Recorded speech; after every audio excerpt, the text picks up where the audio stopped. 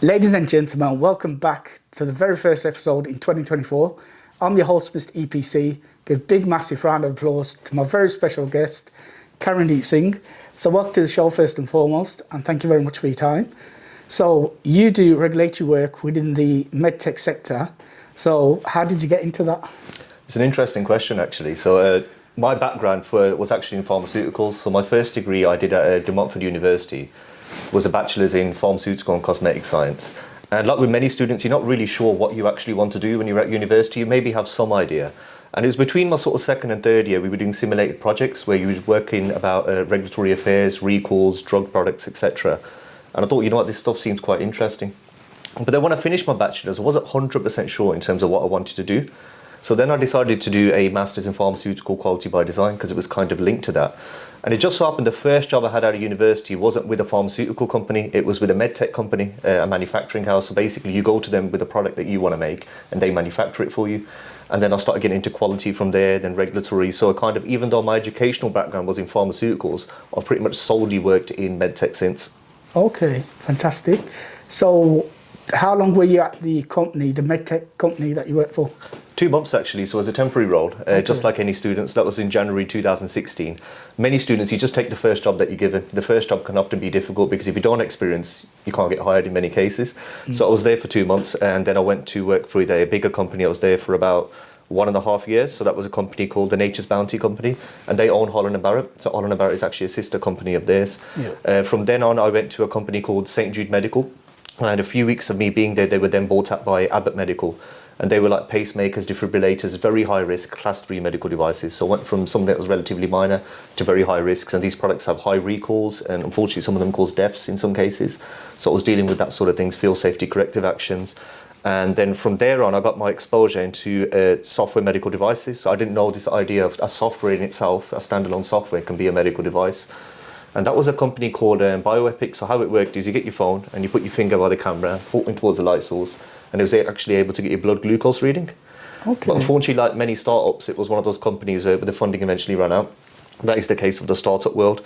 And it was from there on where I actually set up my own consultancy. So I would work full-time and do part-time consulting in the background, which I don't recommend because I'm working 40 hours, 4-hour round-trip commutes, and that was actually the early stages. Most of my jobs that I had for the first 3 to 4 years at a university were 4-hour round-trip commutes, and people thinking you're crazy and things. And this is my advice for the younger people listening is don't chase the money at first, chase the experience.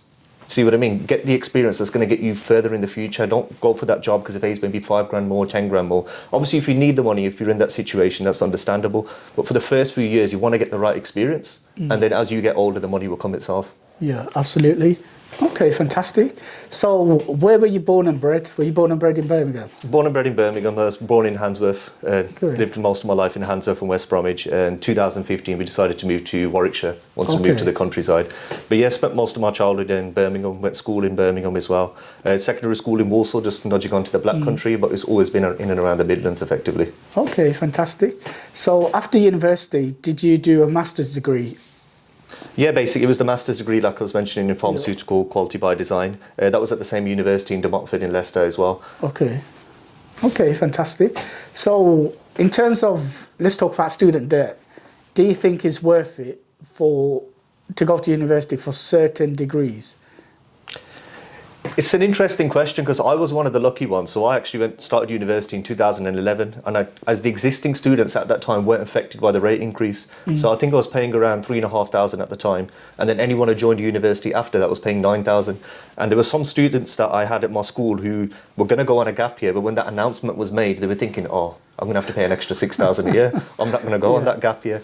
So I agree. I think it depends on what you're going to university for. So my mistake that I made at university, I just went there to study. I didn't join the clubs and societies. There were entrepreneur societies, there were sports and things. And then when you're at university, it doesn't cost a lot to experience these sort of things. Often the university subsidises these sort of things. And especially if you're living on site, you have a lot of free time to go out and experience these things. So again, university is also an experience especially for Asian communities, because we live at home with our families. That's probably the first time that you've been away and you've got to learn to cook, clean, and all these other things. Yeah. So for that experience is quite good. It teaches you independent living. It also teaches you to be around other types of people that you perhaps, depending on the area that you grew up in, you're around certain communities. When you go to university, people from all over, even foreign countries, and you learn a lot culturally what's going on. So there's the experience side of it as well. The second one, to answer your question as well, should you go to university to do certain degrees? I'm not going to have a doctor operate on me if that guy's not studied medicine. So again, there's certain degrees I think that, yeah, you should go to university for. But don't get in this mindset, and especially in certain communities as well, people think that, oh, if you get a degree, you got a guaranteed job. That's not always the case. Now, great, if you do something like dentistry or doctors, you're pretty much guaranteed to get something. But there's some other degrees out there, I'm really going to say this, are just a complete waste of time. They're going to university. So don't go to university just to get that degree and hope it gets you a job. But have a plan. Why are you doing that degree? Is there a certain field that you want to go into? And we live in a world now, kind of, a degree is not always essential. So for example, like, you can just go straight to work, you can get apprenticeships. Sometimes a degree is not necessary. So for example, if you want to be a mechanic, you don't necessarily have to go and do a degree in engineering. You can go and get your level 3 or something like that elsewhere. You can start working in a garage immediately. And of course, the university part of it is, as you mentioned, you're going to start building up debt. You know, especially doctors, you know, if you go and study medicine, you're at university for 5 years, and let's say you're living in somewhere like central London, you're going to be walking out of uni with over £100,000 worth of debt. And I don't know what the interest rates are at the moment, maybe 7-8%. How many years is it going to take for you to pay that back? Was it worth it? Now, as a doctor, it may be the case, you know, after 4 to 5 years, it's going to have an ROI on it. But then imagine you've gone out and you've done a degree and now you can't get a job. And then you're going to have to go work somewhere at entry level. You've built up all of that debt.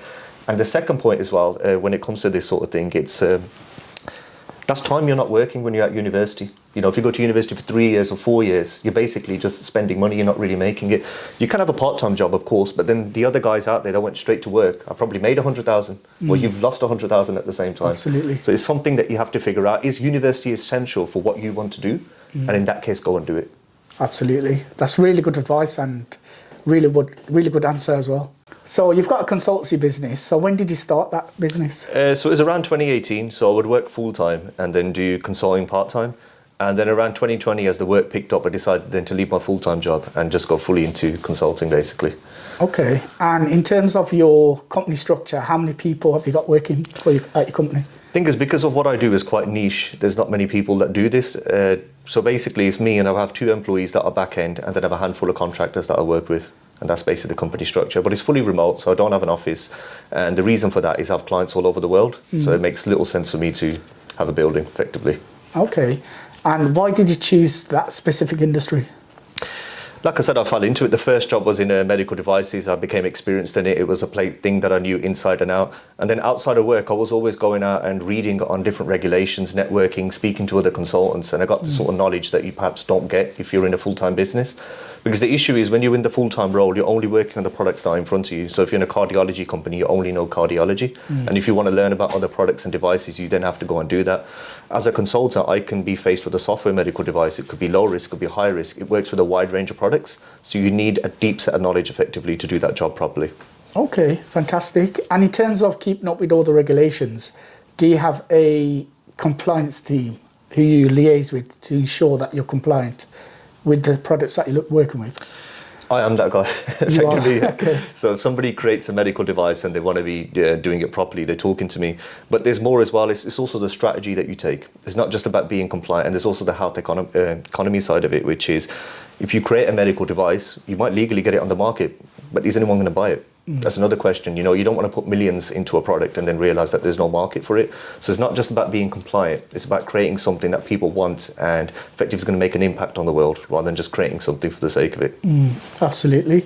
And in terms of previous businesses that you had, have you had any previous businesses before? Yeah, I, from like the age of 5 or 6, I used to sell sweets in school. Okay. So it sort of started, little things like that. Yeah. From the age of 12 or 13, I used to buy and sell on eBay. So I used to like find, basically on eBay, I used to have this program that I made. They currently exist at the moment, but at that time that wasn't there. But I'll find things within a mile, so area that I can bike to or walk to. And I'll get something on eBay that somebody's selling locally but not delivering it, but it's something that's small enough to be able to be delivered economically. So I'll get that, clean it up, take nice pictures, sell it on. My father's in the motor trade, so sometimes he'll have car parts and things which are broken, which some people just scrap. However, there's a culture, especially in Eastern Europe and let's say other parts of the world as well, Asia, where people are buying these broken components and repairing them. Whereas I find here in the UK, what people are doing is they'll just replace a part rather than actually trying to fix it. So there was a business in that as well. So yeah, buying and selling is always something that I've done from a young age. I've always enjoyed that sort of thing as well. Markets as well. My uncle used to do markets all over the country, so I would join him. And this was around the times of mobile phone unlocking. That was a really big thing at one point. Phone cases, chargers. People are always losing their chargers. And you remember back then, the amount of different types of chargers there were. Now it's just USB-C and an iPhone lead. Back then, it was just so many different styles and types. That was good business in that. So yeah, that was another thing I used to do as well. Okay, fantastic. What about during university and when you're working straight out of uni? At university, again, it was always the buying and selling. So I always did something like that, and I always worked part-time, but I was working with my father's business, and then I'll take that. But again, it's kind of like with university, the course that I did was quite intensive. So it's 5 days, pretty much 9 till 5. So I never really had much time, but then sort of in between I would do that. And I was commuting to Leicester. So what I would do if there's like a 1 to 2 hour gap, I was buying and selling phones at university. That was another thing as well, especially iPhones. When you have a cracked screen, I got quite good at replacing them. So I'll go to the local shops, get like a screen for £10, buy a broken iPhone, and then repair it. And I used to do that whilst at university. If I had a 1 to 2 hour gap and I didn't have any studies to do, I'd go and pick up a phone, go to my mate's flat and just sit there and just repair the phones. That was a little thing that I used to do. So again, make use of time gaps, you know, especially if you've got so for example, if you're driving to work, of course, you can be listening to a podcast, you can get some education in. You know, if you got on a train, you got your laptop in front of you, you've got an internet connection. So these time gaps that you have, make use of them, whether that's education or a business or something. That's what I really recommend. Make use of all the time that you have. People often say they don't have time, but my view is you've got to create time for whatever it is you want to do. Okay, fantastic. So whilst growing your businesses, have you made any mistakes and what were they? Yeah, I think most people do when they go into business as well. For me, I knew the business side of things, but I didn't realise the admin side of it, the accounting, keeping receipts, the bookkeeping, that was all completely new to me. And I had to do these things in retrospective, you know, keeping accounts. Also the other parts as well, raising invoices, the legal parts, signing contracts, there's all sort of stuff that you don't get exposed to when you're in a full-time role. So I kind of had to just learn that on the way. But the good thing that I did was I found a few consultants out there that worked in similar businesses. So I learned a lot from them, what software to use, how to automate these things, and slowly got good over it over time as well. Number two, of course, is just relying on that one good paying client. That's a mistake that a lot of people make. If you've got a good paying client, that's fine, stick to them. But always have other clients in the pipeline to get work from. Because especially if you work with small startups, the nature of startups is they'll grow the business, turn over X amount and then sell. That's the issue. So again, that's what happened. One of my biggest paying clients sold out to a big company, and the big company didn't want to use my services because he had the resources to do it in-house. And then I had like a 3-month gap where I didn't have much income. So I've now got into the habit of having 3 types of clients. So I have the big client that pays me quite a lot, and then I have the ad hoc client, and then I'll have a client on a retainer. So it'll be like, okay, you've got me for 10 hours a month, whether you use that or not, they pay me, and they call me as and when. So at least that way you've got the income always coming in. Because that's one thing with business as well, is cash flow. That's what kills businesses. If there's no cash flow coming in, the business will die. So always make sure you've got a constant stream of income. And that's the mistake that I learned from. Okay, fantastic. So let's go back to that 3-month period when that big company that you had said no, when they sold out. So how did you survive during those 3 months? Lived off savings. What else can you do, I suppose? I was getting little bits and bobs of work, but it wasn't like working a normal sort of 40, 50 hour week. I was getting about I had enough to keep the lights on effectively. So I wasn't necessarily losing money, but I just had enough to keep the business going. But obviously the beauty of a remote based business is that your costs are low. I'm at home most of the time in front of a computer screen, so I haven't got rents to pay or anything like that. Just the basics like insurance and software. So generally my overheads are quite low. So I never really had much of an issue. Okay, fantastic. So let's talk about COVID. So you say your business is remote. So did COVID affect your business at all? Not necessarily. So it did make it a bit difficult. So with the traditional manufacturing clients that I have, it was a bit difficult to go on site and do audits and things like that. So that was it. And then that was my first time I was being exposed to the idea of remote audits. Generally, if you're going to audit a medical device company, you want to go in and inspect the manufacturing facilities, which wasn't really possible. So I was exposed to that as well. But generally speaking, I wasn't really affected by COVID that much. Reason being is that medical device businesses were seen as essential, so they didn't have to shut down. These products are generally life-saving, etc. And there's always going to be a demand for medical products.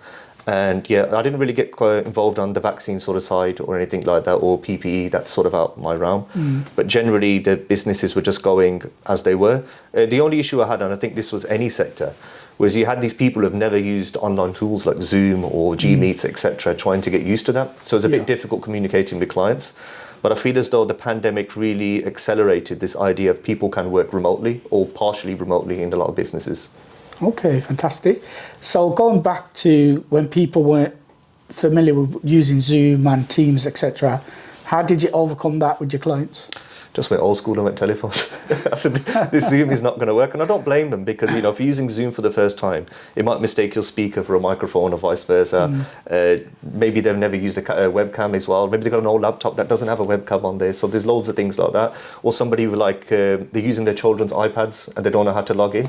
And they've got one of those funny cat backgrounds. They're jumping on calls like that. So yeah, that was the kind of it. I just went a bit old school. And then I still just went to go see clients. I go, look, this isn't going to work. I'll drive down there. We'll keep our 2 meters distance. We'll meet outdoors. We'll keep it safe. And that was just a way around it, I suppose.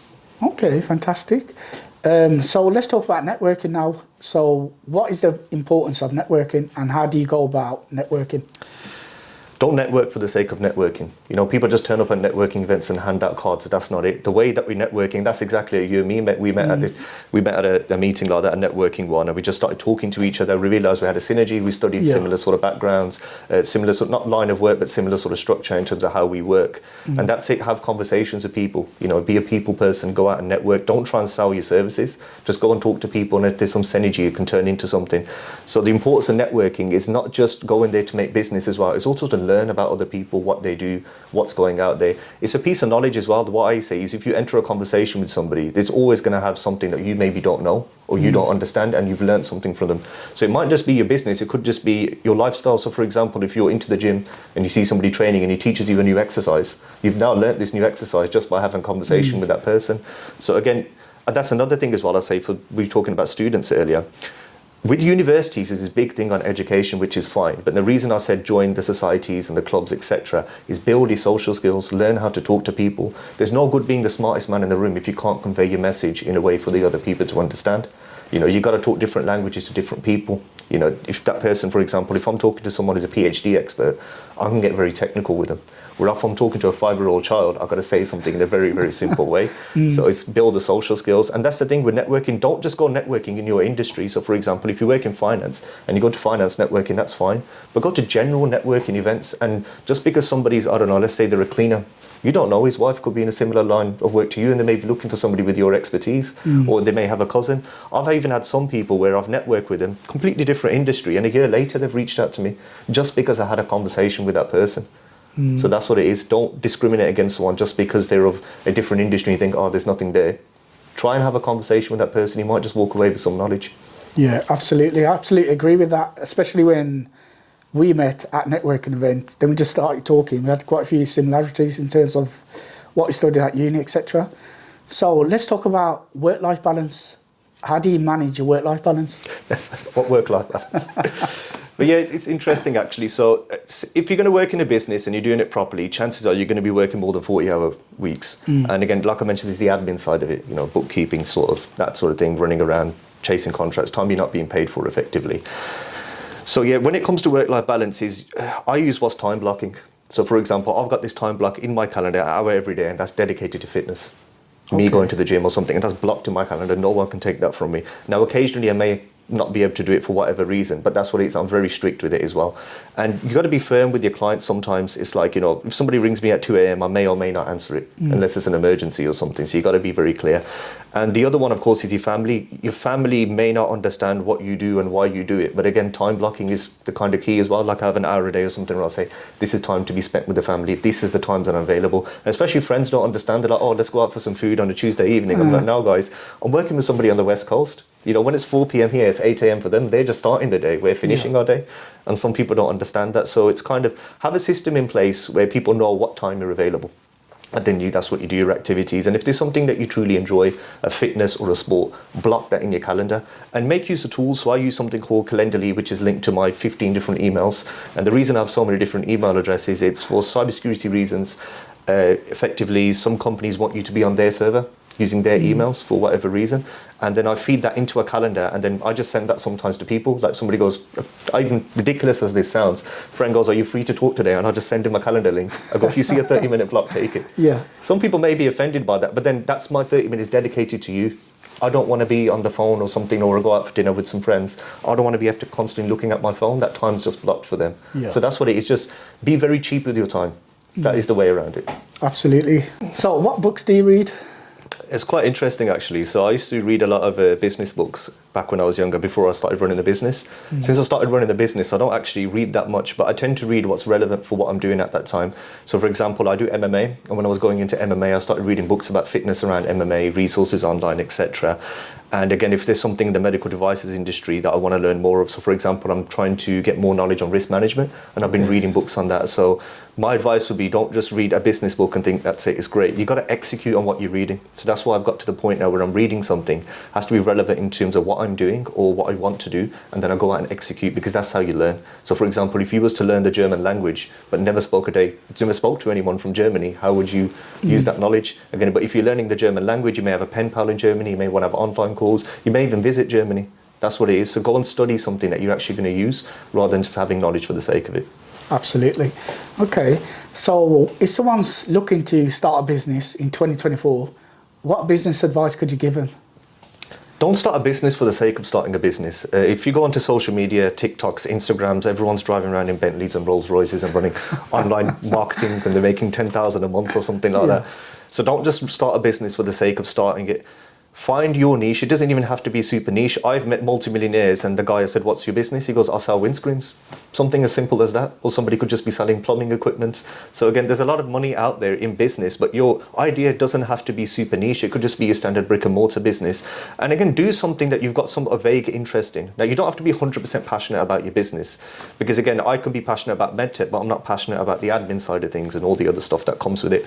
So have something that you've got a vague interest in. And my general thing is, if you've got a vague interest in something, you're more likely to pursue it harder. You know, or if you're doing a business and you don't like it, you're going to shut earlier, you're going to relax. But if it's something that you want to pursue, and my view is, get comfortable with failure. As a business, your business may fail. If you look at the statistics, a lot of businesses fail. You can have many, many failures. So my idea is, don't leave your full-time job and go straight into business and then mess that up and then have to go back. Is maybe start with micro businesses. It could just be buying and selling. Learn the business aspect of stuff, the social skills, the admin, the contract, the legal part. You can learn that through micro businesses. And again, business is not for everyone. Businesses can't, if everyone in the world went into business, there'd be no employees. So a business is built on employees. So everyone in this world has their own sort of duty, effectively. So business is not for everyone. Don't go into it for the sake of opening it. And if you want to open a business in 2024, start learning early. Learn the admin side of things. Or maybe the best thing you can do is, even if you're interested, you can maybe get a job in a company, the sort of business that you want to open. So for example, if you want to open a law firm, maybe go work with a law firm, see what the admin side of things is like, spend some time with the management and think, okay, is this for me? Is this really what I want to do? So you can learn a lot of skills on the job. So that's my recommendation as well. Maybe get a job in the type of business that you want to go into, and then work out whether it's for you or not. Okay, fantastic. Some really good advice there. And that is it, ladies and gentlemen, for this episode. I've been your host, Mr. EPC. Big shout out to Karandeep Singh for his time. If you did like this episode, please do hit that subscribe button and notification bell, and look out for the next podcast. And thank you very much for watching.